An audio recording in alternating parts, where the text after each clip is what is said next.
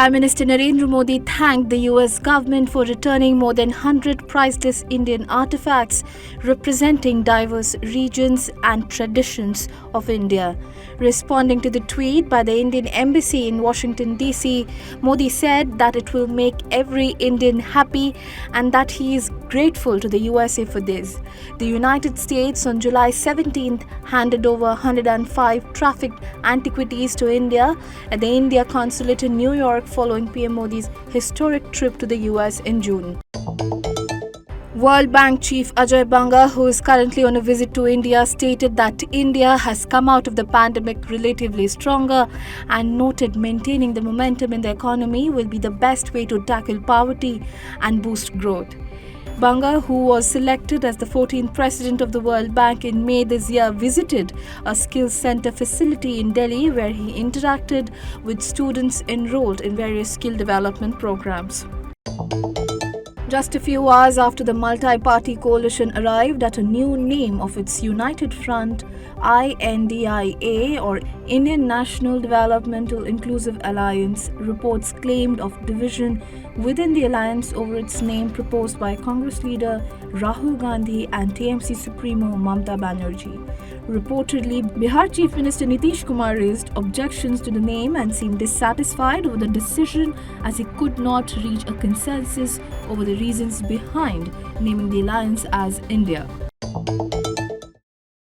In a major setback to Johnson & Johnson, a jury decided that the company must pay $18.8 million to a California man who said he developed cancer from exposure to its baby powder.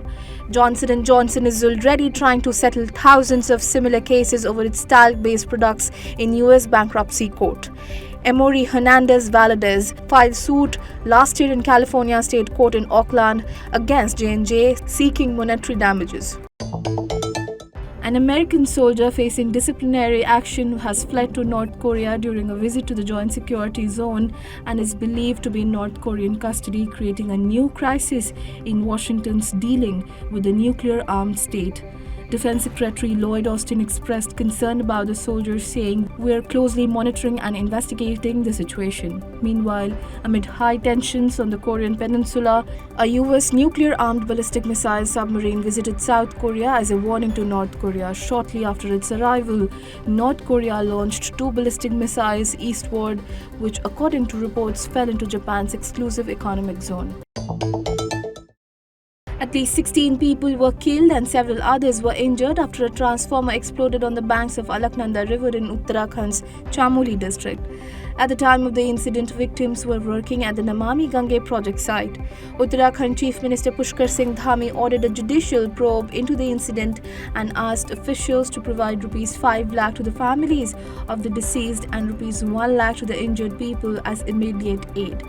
Meanwhile, Union Home Minister Amit Shah also inquired about the incident and expressed his condolences to the bereaved families.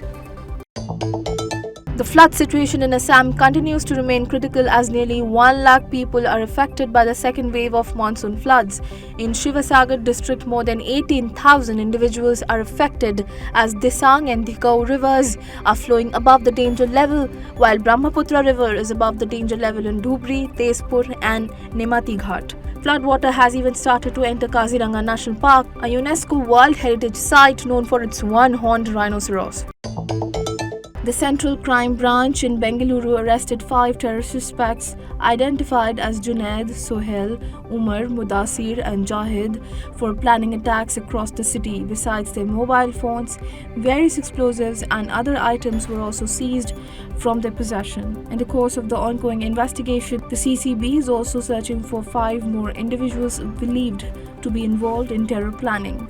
Police said the arrested suspects were involved in murder case from 2017. India's Tata Group will construct an electric vehicle plant in the UK to supply its Jaguar Land Rover factories in a major boost for the car industry in need of domestic battery production to help secure its future. With an investment of $5.2 billion, the company's first gigafactory outside India will create up to 4,000 jobs, producing an initial output of 40 gigawatt hours. This move is significant for the US car industry, which has trailed behind its European counterparts in establishing electric vehicle battery gigafactories, that is trying to catch up in the global race to build electric vehicles. Pop icon and songwriter Taylor Swift has been bestowed the honorary title of Mayor of Santa Clara, California, with the city temporarily renamed as Swiftie Clara during her upcoming tour visit.